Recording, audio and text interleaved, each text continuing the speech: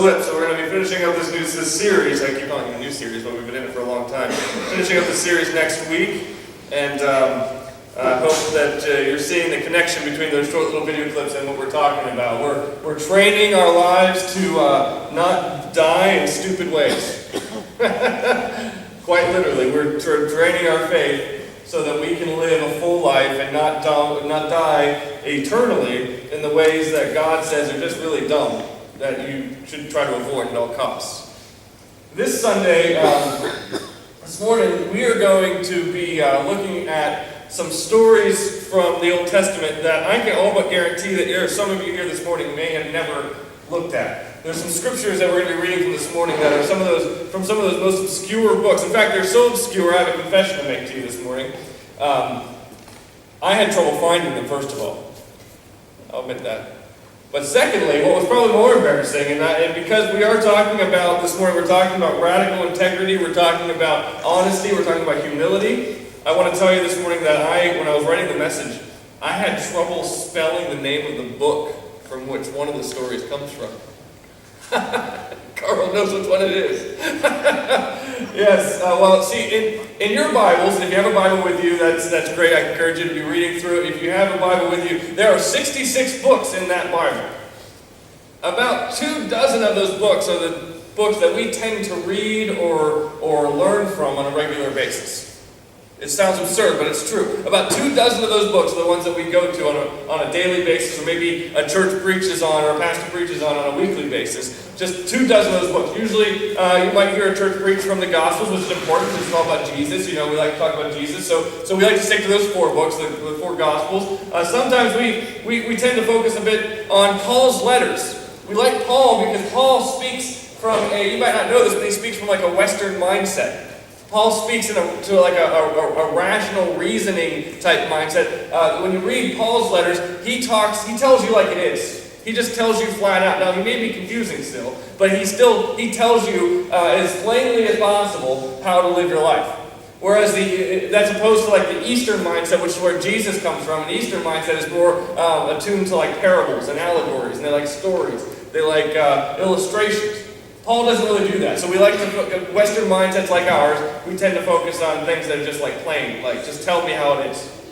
And then we like the earlier books in the Old Testament, because the earlier books in the Old Testament are all about the stories, the famous stories of the Bible. These are the stories that Discovery Channel does specials on all the time. These are the stories about how Israel got formed as a nation, how they escaped from Egypt, and the dawn of creation, Noah and the flood, all that kind of stuff. We get those from the earliest books of the Bible. And then sometimes, as Kevin did a really good job, I think he actually stepped up a little bit. Kevin did a really good job this morning quoting some from the Psalms. And the Psalms we like to go to for like just encouraging words and they're kind of poetic. Well, in between the book of Psalms and the first book of the New Testament, the Gospel of Matthew, there are 20 books that are the most often overlooked books in the entire Bible. They're the books that most often get ignored. They're the books that most preachers just don't preach from all that often. They're the books known as the prophets.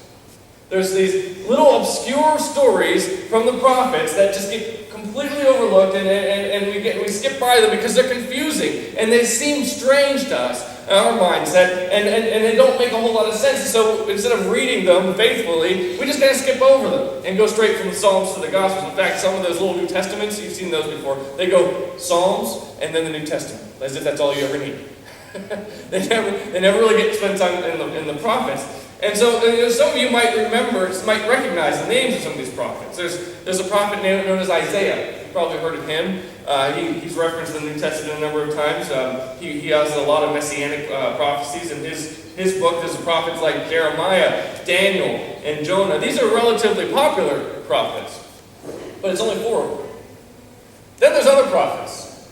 Prophets like Micah, Nahum, Haggai, Zechariah, Hosea, Amos. And the prophets like we will be looking at this morning, Ezekiel and Habakkuk. I had a problem with Habakkuk for some reason. Every time I wrote his name in my manuscript for the message this morning, I think I wrote it 4 or 5 different ways. It was like Habakkuk, Habakkuk, like all these different weird names, renditions of Habakkuk. I have no idea why I started to spell Habakkuk. But I'm telling you this morning because I wanted to let you know that it's okay if you're confused by some of these prophets, because even those of us who paid for education and stuff struggle with some of these big names, these complicated names from the prophets especially. And I just wanted to start off with that clean slate. Just kind of put it all out there so you know where I'm coming from, and we're all equals in this game, okay? All right? So we're nearing the end of our teaching series, Dumb Ways to Die. And throughout this series, we've talked about so far we're going to hit the sixth way in which King Solomon said God hates the way his people die, or hates the way his people fall away from him. In Proverbs chapter 6, we have this scripture in which King Solomon writes, in the book of Proverbs, he writes from a position of wisdom, telling us that there are 7 things that God detests. And throughout this series, we've talked about, so far, 5 of those things. We've talked about being people of arrogance, leading haughty lives, having haughty eyes. We've talked about lying. We've talked about the dangers of lying and how we're all prone to it. We tell these little white lies day in and day out. We don't even notice when we're doing it. A few weeks ago, we talked a little bit about anger, problems we have with rage, and hating people we interact with. Next, we just talked about where Solomon says, hearts that plot evil. We talked about how that has a lot to do with the evil thoughts that go through our minds, what we conspire against one another, and we plot plans for selfish gain, and how that's really destructive in our life, in our relationships, in our relationship with God. And last Sunday, we moved into a discussion about living a reactionary life. We talked about reacting to external circumstances without really thinking about what we're about to say or do, and how we tend to just react quickly and cause more problems than the original circumstance would have created on its own. Instead of slowly processing what we're going to do, instead of praying about it like Jesus, he often separated himself from the crowds and prayed and meticulously thought out every word, every action that he took. We oftentimes just react suddenly and create an even bigger mess. This morning, we're going to move into the 6th thing that God hates. And it's going to sound a little bit like a repeat. The 6th thing God detests, Solomon says, is a false witness who pours out lies. Now, you may be thinking, wait a minute, we've already talked about lying. Some of you may have been here for that. We talked about, look at all these statistics about lying. We talked about how we're just so prone to lying, and it permeates our entire culture. Everything in the world around us is always half-truths or false truths or exaggerated truths. And we talked about how God really hates it when we lie to one another, about how it breaks down our trust with one another, and our integrity is ruined, and the world becomes a mess. So why are we talking about lying again, you might wonder? Why is Solomon repeating this idea about lying in his list of 7 things that God hates? Well, if you take a closer look at the scripture, there's actually a little bit more going on than might catch our English-speaking eyes. Like we did last Sunday, if you were here last Sunday, I kind of pushed us a little bit, and I had us look at an original text. I had us look at some Hebrew, which is what Solomon wrote this text in. And that's what I'm going to do again with you this morning. I want you to follow along with me as we look at the actual Hebrew words that make up this sentence. There's 4 words there for you. And they read in opposite directions, so I know you don't have any idea what these words look like. Some of you are probably like, why is he showing us this? But I'm doing this for a very specific reason. We normally read what we read, left to right, right? Is that correct? Yes, left to right, right. Correct. Hebrew is written in the opposite direction. So if you look at the transliteration of these words, the first word is the word shekar. Shekar, which is the one you can see on your far right. It's a word, and you can just pull up those English translations for me. English transliterations.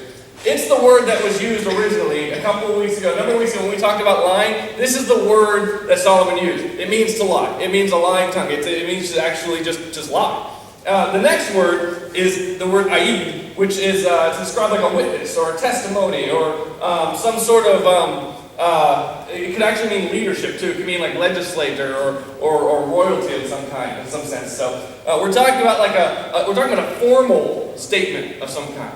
You think of like perjury. It might be a good example, a modern example. The third word is the word puak, and I'm pronouncing that awful. And that simply is a verb that means to breathe, to exhale. That means to just go about your day, inhaling and exhaling, inhaling and exhaling, inhaling and exhaling. And the last word there is the word kazav, which is a word which describes complete and total deception. Falsehood.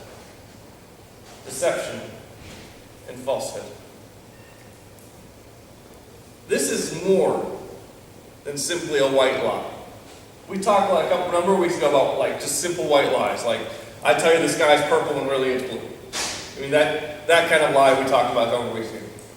But this, what Solomon is talking about, goes a lot deeper than simply telling little white lies. Now, there's no doubt that God hates it when we exaggerate the truth, when we distort the facts, or when we otherwise just make up stories for our own gain. That, again, we've talked about already. We know God hates that because it destroys our trust, it destroys our integrity. But what God detests even more than simple lies, what Solomon is sure to point out in this passage about the thing that God hates, is when we become so engrossed in a culture of lying. You know how I talked about that, it's part of the fabric of our culture, just these fabrications of truth. But God detests it. God abhors it when we become so engrossed in the habit of lying, when we become so absorbed in a pattern or in the culture that we live in about that is filled with lies and these false narratives. He hates it when we become so much a part of that we can no longer tell the difference between truth and lies. He detests that we live in a world and we perpetuate a world where the line between truth and lies is so distorted and becomes so gray that we can hardly even tell where the difference is. And we are not living in the first culture, the first era in which people struggled with this. In fact, there are stories riddled throughout the Old Testament in which lying and truth-telling were just so hard to tell apart. In fact, some of the best stories where the Old Testament uses the same language that Solomon uses in this particular passage come from those prophets we were talking about a minute ago. So what I want to do with you is read through a couple of passages, one from Ezekiel and the second from Habakkuk. We're going to read them back to back, and we're going to look at kind of a visual illustration, a narrative illustration, if you will, of what it looks like to be so engrossed in a culture of lies that we and these characters have no idea they're even doing it. Let's look at Ezekiel chapter 13 first. This is God speaking through the prophet Ezekiel. These are the words he has for the people of Israel. He says, "O people of Israel, these prophets of yours are like jackals digging in the ruins. They have done nothing to repair the breaks in the walls around the nation. They have not helped it to stand firm in battle on the day of the Lord. Instead, they have told lies and made false predictions. They say, 'This message is from the Lord,' even though the Lord never sent them. And yet they expected to fulfill their prophecies. Can your visions be anything but false if you claim this message is from the Lord when I have not even spoken to you?"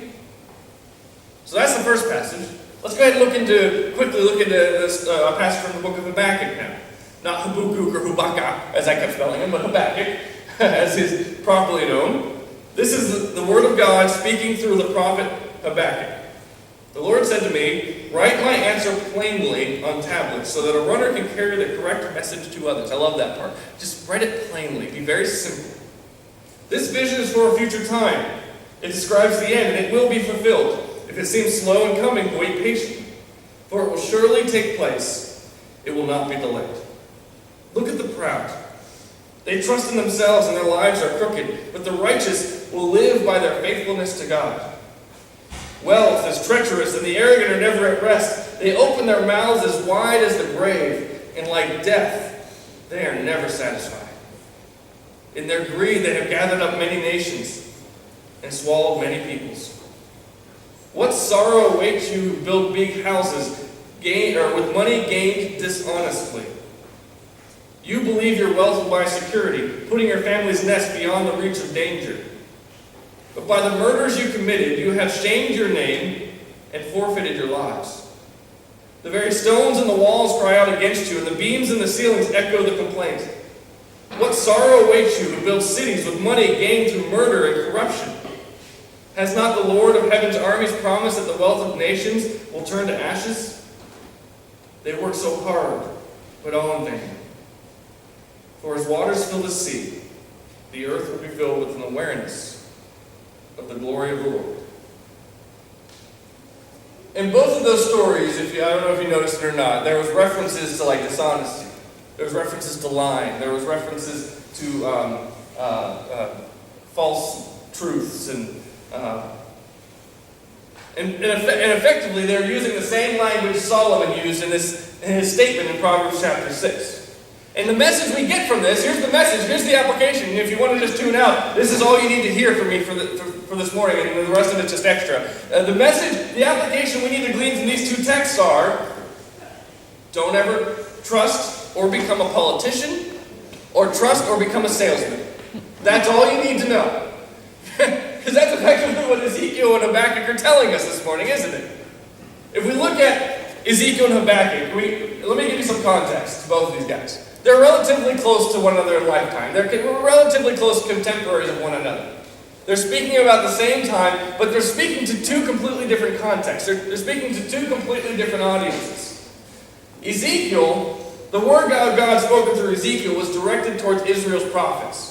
Now these were not prophets like Ezekiel or Habakkuk necessarily. These are prophets that are like official prophets. These are prophets that, like the king of Israel, or the more powerful people in Israel would have hired to be like the official prophets of the nation of Israel, the nation of Judah. They were to basically work hand in hand with the royalty, with the kings and the most powerful individuals in the nation, to tell them what they think God's going to do, or what they think God's going to, what's coming down the pipe for them.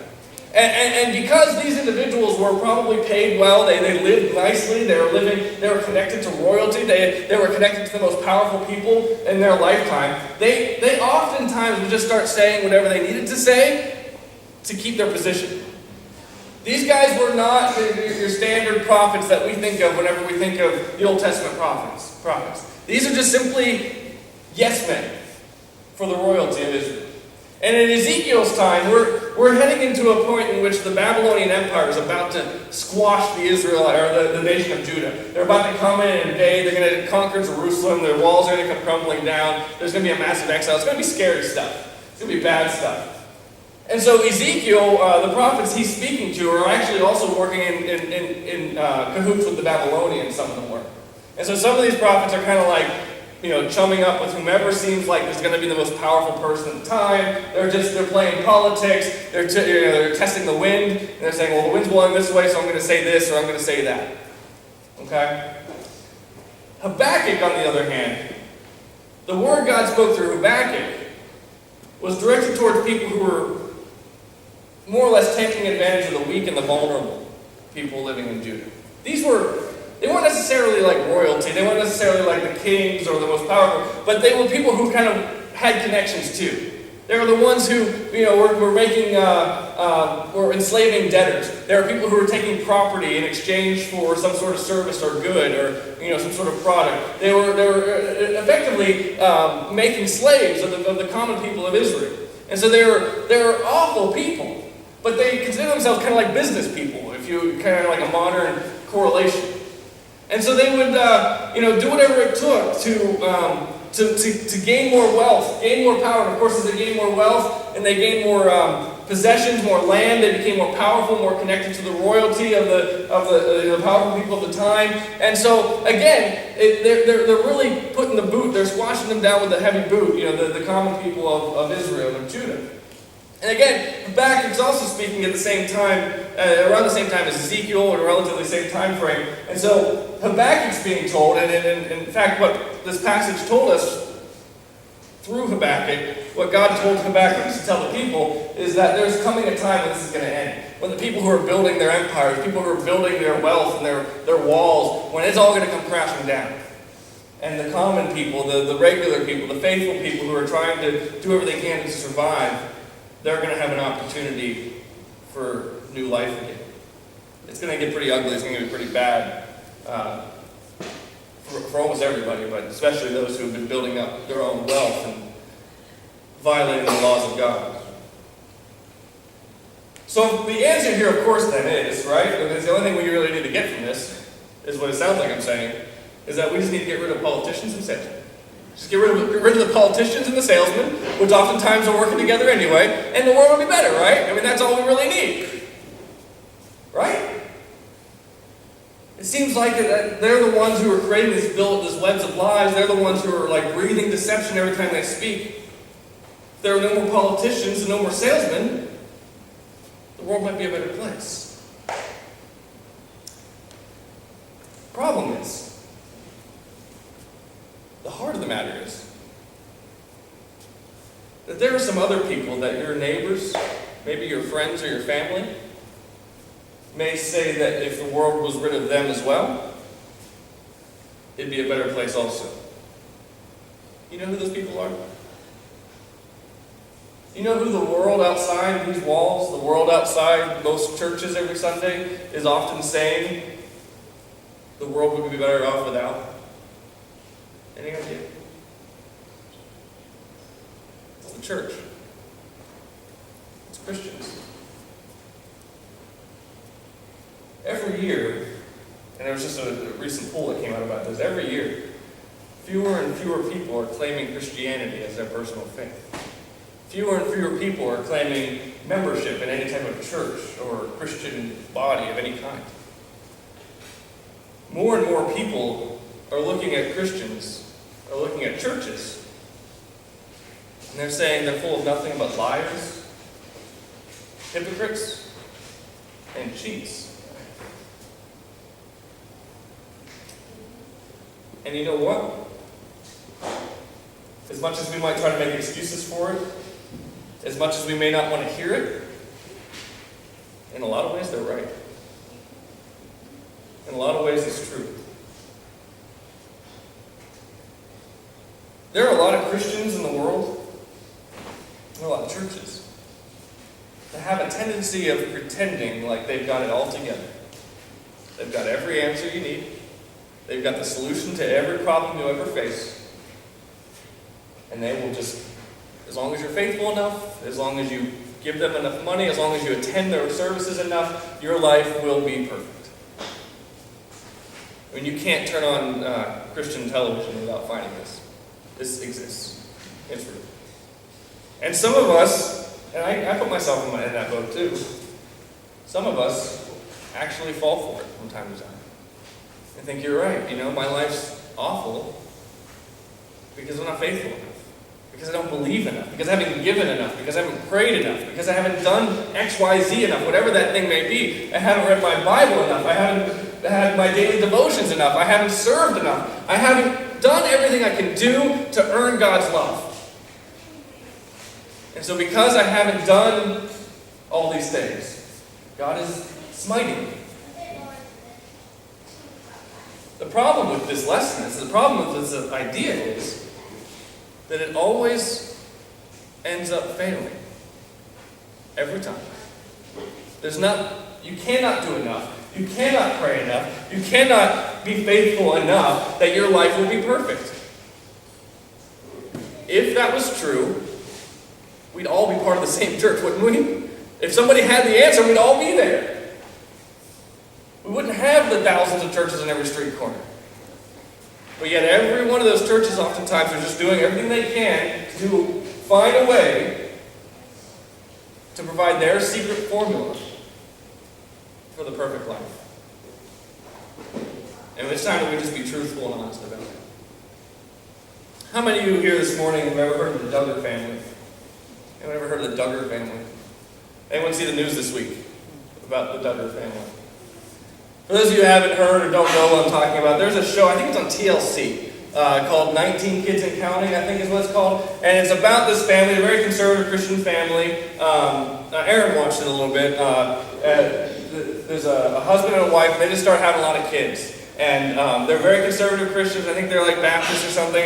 But they they really started painting a picture. And I'm not very familiar with the show. I haven't really followed it extremely closely, so forgive me if I get this a little bit inaccurately. But the impression that I've gotten from the show is that they've painted this picture about their family that they're pretty solid family, right? They've got everything kind of put together. They've got everything. They've got a lot of the answers to life's questions. And a lot of times I've been hearing they've been getting involved in local and not local, but state and federal politics. And they started being part of political campaigns and encouraging people to vote for the religious right, and just really encouraging people to live their lifestyle, because their lifestyle works. Their lifestyle is relatively problem-free. Their lifestyle is just full of blessing, it seems, and everyone's happy and everyone's healthy.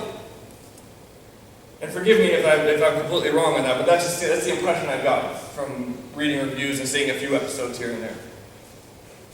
Well, this week it came out and made news that their oldest son, whose name is Josh, had been, he confessed this week to sexually assaulting some of his sisters, and some of his sisters' friends when they were younger and they were teens. And the family had kind of covered it up. Long story short, that's kind of covered it up. I know they went to the police eventually, but it was after a year or two of trying to deal with it internally, and even the police kind of brushed it under the rug. The image of the perfect family, and long story short, the image of the perfect family kind of came crumbling down this week. TLC cut the show.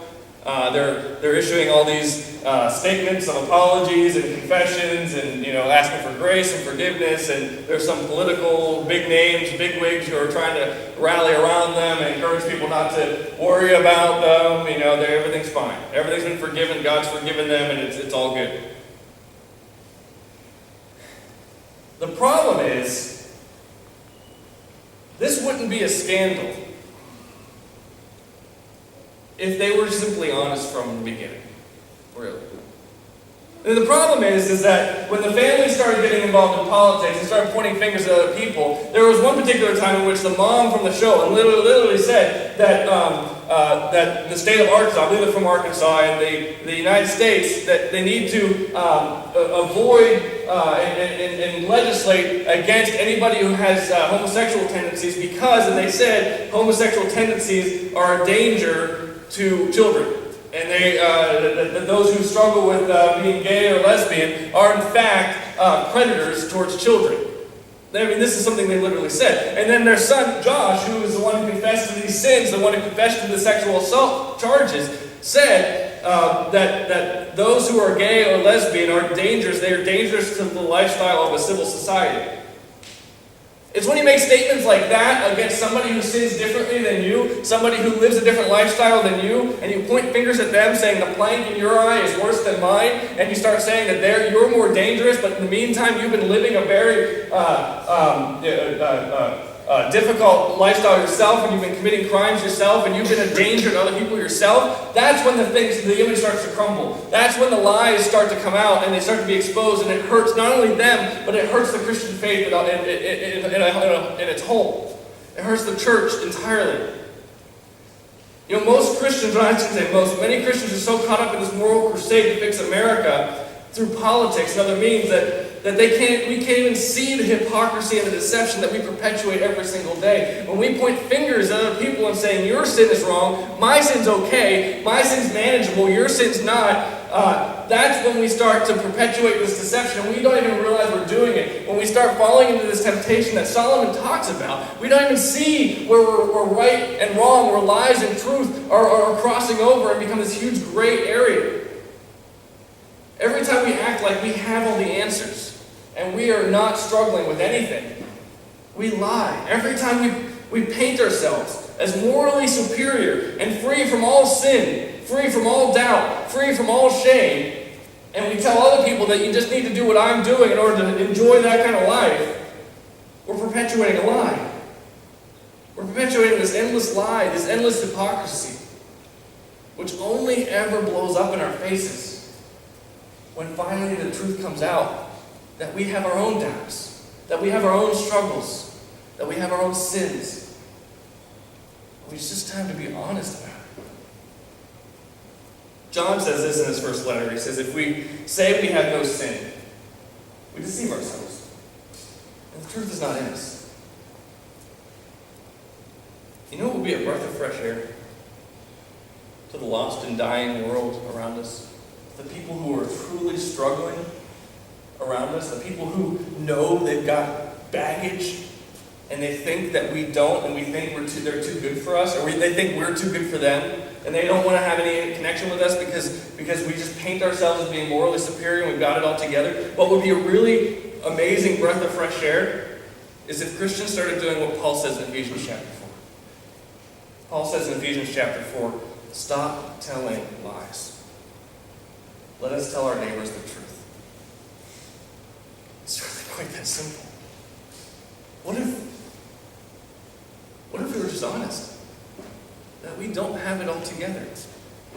What if we were just honest and we put our arms around our struggling neighbors, our lost neighbors, our family and our friends who don't obviously have life put together, who are really weak or really struggling with temptations or doubts or guilt and shame? What if we put our arms around them and said, look, I'm dealing with this too.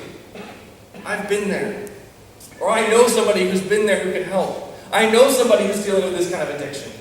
Or I know somebody who's overcome this addiction and battles it every single day, but he's had some great success, and maybe I can connect you. Or maybe, we just humble ourselves and we say, what you're going through is not something I go through too, but I struggle in other ways, and here's the ways I struggle. Maybe we can help one another.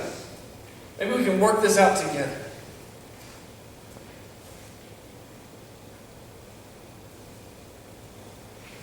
What true love most often looks like, what truth and love most often look like.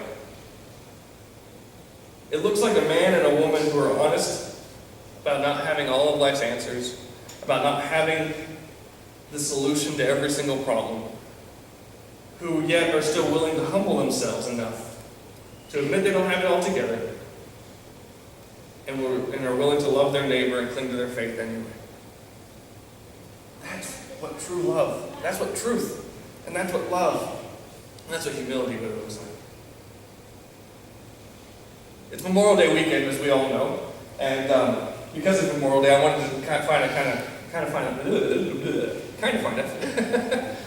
an illustration that really tied into the Memorial Day story, Memorial Day theme. I found this story, and I want to tell it to you, not because it's about somebody I agree with 100%, because it's not.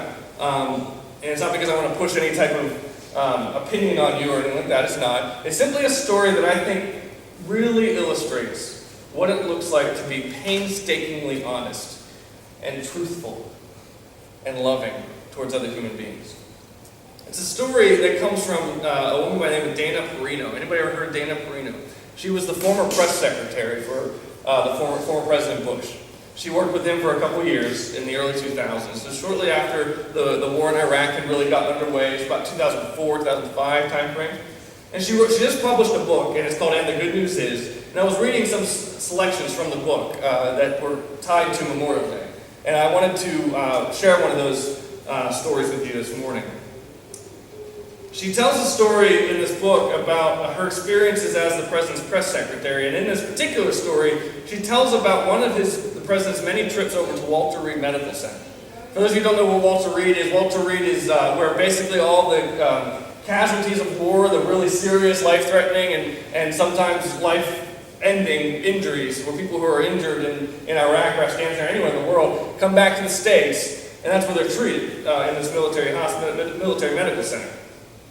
And she tells a story about how the president would often take time every couple of weeks to go and visit with troops who were coming in from the war to Walter Reed. And oftentimes he would visit with those who were going to make it. Like, these are folks who were injured, but they were going to be okay. Maybe they, had some permanent injuries or life-changing injuries. They most often did. But more or less, they were going to survive.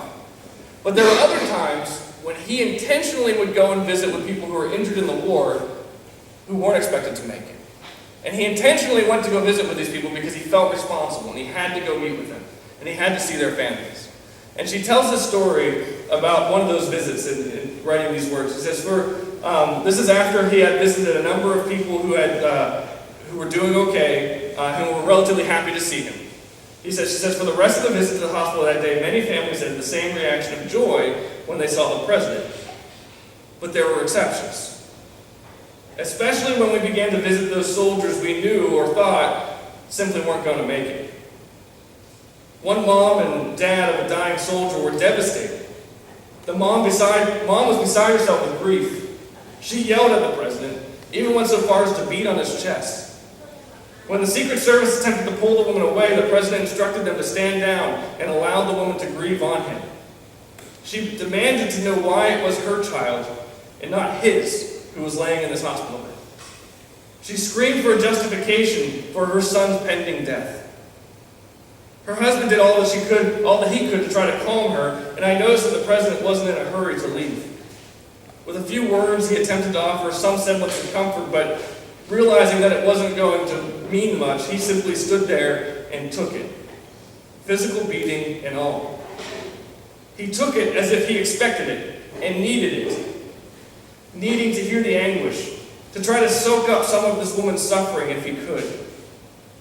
Everyone in the room knew there were no answers. He simply had to be there. The man who was responsible, taking what he felt he ultimately caused. This happened many times throughout our visit. There were no answers. There were no words that could make this dying soldier whole again, or these dying soldiers whole again. There was nothing that the most powerful man in the world could do to reunite these brave souls with their families or their loved ones. There was only grief. There was only crying. And there was only acknowledgement of that grief and that weeping by the one who ultimately carried the responsibility for it every day of his life. Later on that day, as we rode back on Marine One back to the White House, no one spoke a word. But as the helicopter took off, the president turned to me and looked at me with tears in his eyes, saying, "Some of these parents will never forgive me." Then he turned to look out the window of the helicopter, and I heard him say, "And I can't blame them a bit." Tears slipped down the sides of his face, and he never wiped them away. He simply flew back to the White House in grief. I like what John has to say in 1 John chapter 3. He says, "Little children, let us not love in word or talk, but in deed and in truth."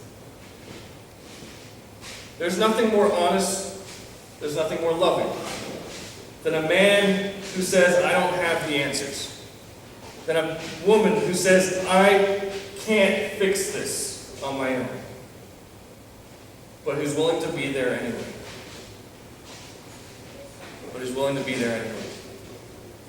There's a famous story in the Gospels, real quick story, I don't even have the scriptures for you, but there's a story about Jesus coming to the the tomb of his friend named Lazarus. And Lazarus had just died, and they sent messengers, his family sent messengers to Jesus saying, come quick, because if you get here quickly enough, you can save him, you can keep him from dying. But ultimately, Jesus didn't get there in time, and Lazarus passed away ultimately anyway. And when Jesus arrived to the tomb, his sister starts wailing on him, beating on him, demanding to know why he wasn't there. Why didn't you stop this? Why didn't you stop my brother from dying? Why didn't you stop your friend from succumbing to death? It's one of my favorite passages in the entire Bible, when Jesus doesn't even really respond. And we get 2 words in a verse, the shortest verse in the entire Bible. 2 words. It says, Jesus wept. He stood there and he wept with them. He grieved with them. Now, of course, Jesus was able to raise Lazarus from the tomb later on, and there was a lot of celebrating there, and it was ultimately one of those signs that sealed the deal for Jesus about his real identity. But Lazarus would die again. He wasn't raised to eternal life. He would ultimately die again. He was just simply given another chance to be with his family, and he was responding out of his own grief for the loss of his friend. But I love that image of a God who stands with his people and says, I can't give you an answer for this, but I weep with you. Because this world is fallen. This world is hurting. This world is cursed. And sometimes that curse there is no answer for. Life can be awful. Life can be unfair. Life can be unjust. But we have a God who stands with us in spite of it all. We have a God who puts his arm around us and weeps with us in spite of it all.